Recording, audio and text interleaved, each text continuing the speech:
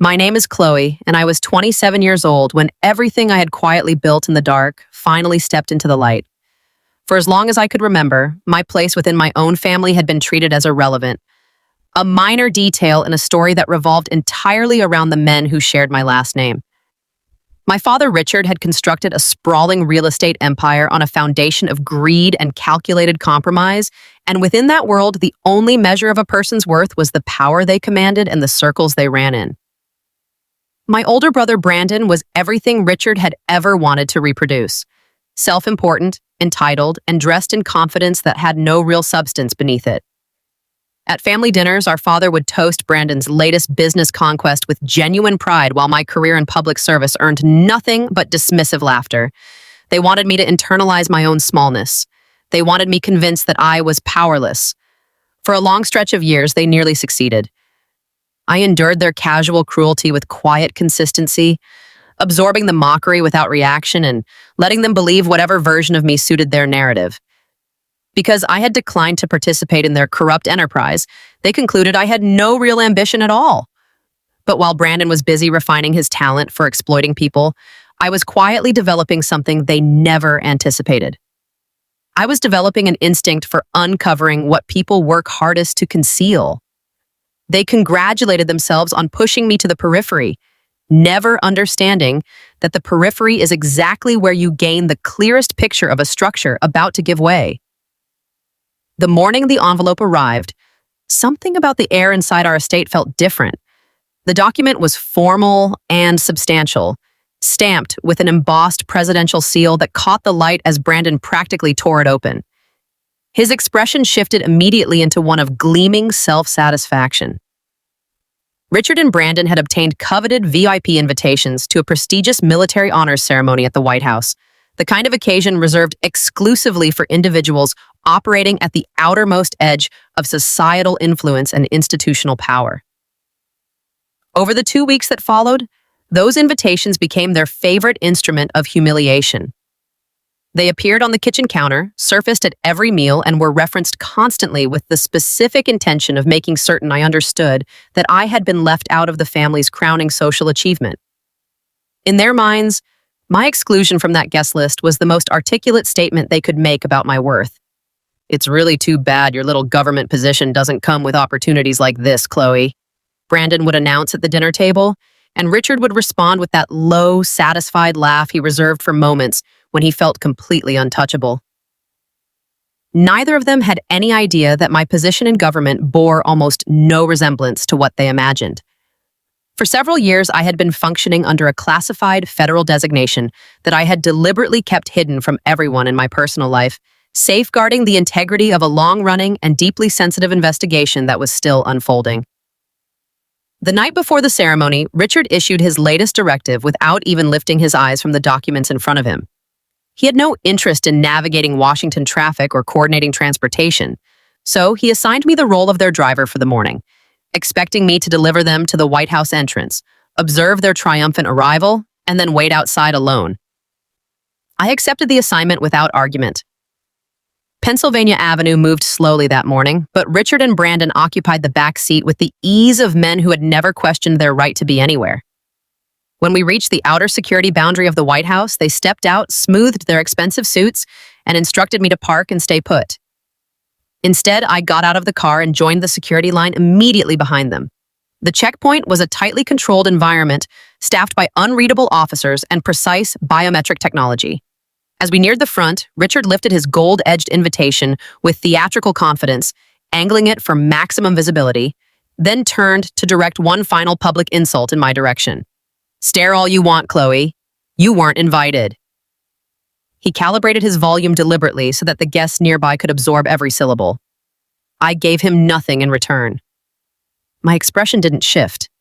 I stepped around both of them, approached the chief hostess directly, and placed an entirely different document on her desk. A restricted, encrypted federal security clearance badge carrying the highest access designation available. She fed it into the secure terminal. A sharp, clear authorization tone rang out through the stone entryway.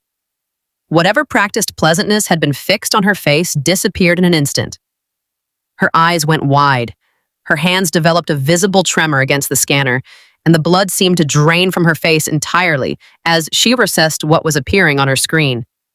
She immediately sought out the four-star admiral responsible for overseeing the event's entry procedures and leaned close to him, her voice barely holding together as she delivered 3 words.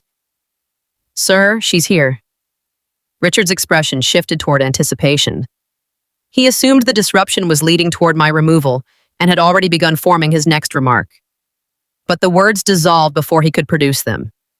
The admiral turned with sharp precision, his eyes finding mine, and instead of directing anyone towards security, he straightened completely and raised his hand to his brow in a formal, unwavering military salute. The silence that overtook the checkpoint was the kind that comes before something changes permanently. The reality was no longer contained. I was not an uninvited guest attempting to slip into an event above her station. I was the individual the entire evening had been assembled to honor. For the previous 2 years, I had served as the lead legal investigator for the Navy JAG Corps, methodically and without publicity dismantling a sprawling federal corruption network that had infiltrated high-level operations across the country. The badge I had presented was not an entry pass. It was a maximum clearance escort directive issued specifically for the guest of honor. Richard and Brandon stood in stunned stillness as the velvet barriers were moved aside for me alone. 2 decorated officers came forward to serve as my escort, indicating that I should lead the way into the main hall. I passed my father and brother without directing a single glance toward either of them, leaving them at the rear of the standard guest line with every assumption they had held about me rendered completely obsolete. Inside the hall, the physical arrangement told the story with perfect clarity. Richard and Brandon were placed in the back row surrounded by strangers, their composure visibly deteriorating. I was seated at the primary ceremonial table at the very front of the room. The gap between those 2 positions, measured in both distance and meaning, was total. When the Admiral stepped to the podium and began describing the evening's highest recognition, he spoke about the sustained commitment necessary to expose corruption embedded at the foundations of powerful institutions. When he read my full official title and name, the applause from the assembled dignitaries filled the entire hall. I walked to the stage without rushing and spoke to the room about what genuine integrity requires and what real justice demands, noting that meaningful achievement cannot be purchased through private arrangements or passed down through unearned advantage. I held my father's gaze across the room as I said it, making certain the weight of those words reached him. In that same moment, several federal agents in formal dress entered through doors along the hall's perimeter and positioned themselves quietly around the room. I watched from the podium as something changed in Richard's face, a slow and horrible recognition of what he had walked into. The prestige he had pursued had been constructed as a mechanism to capture him, and the daughter whose entire existence he had treated as a disappointment was the one who had built it.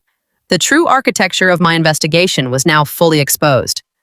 The corruption network I had spent years quietly taking apart had not been propped up by faceless corporate interests. Its structural core was Richard's real estate operation, and the mechanism that kept it functioning was Brandon's sophisticated arrangement of fraudulent shell companies. They had maintained for years the comfortable belief that their legal barriers and manufactured financial records made them permanently safe from consequences. What they had never considered was that the White House invitations they had displayed so aggressively were not recognition of their social standing. They were a deliberately constructed law enforcement instrument designed to place both men inside a secured federal facility where they could not flee, purge evidence, or warn the associates still operating within their network. Their own hunger for validation had delivered them directly into the snare. As the formal proceedings concluded and the room's music dissolved into silence, the agents along the perimeter moved with calm deliberateness toward the rear table. They presented their credentials to Richard and Brandon, then guided them firmly through a restricted side exit. The handcuffs closed beneath their suit jackets with a quiet finality that dismantled everything they had spent their lives accumulating.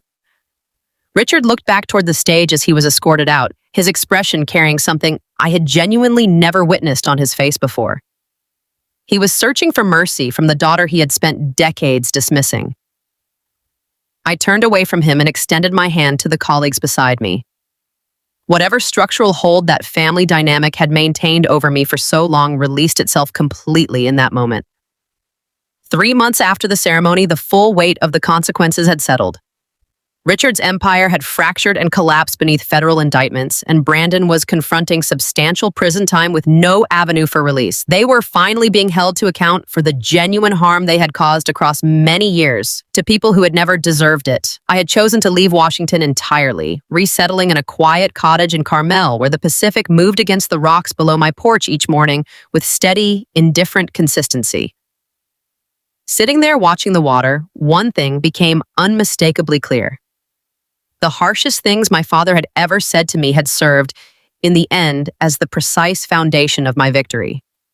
By pushing me to the edges of everything, he had inadvertently handed me the vantage point, the freedom, and the resolve to bring the entire structure down.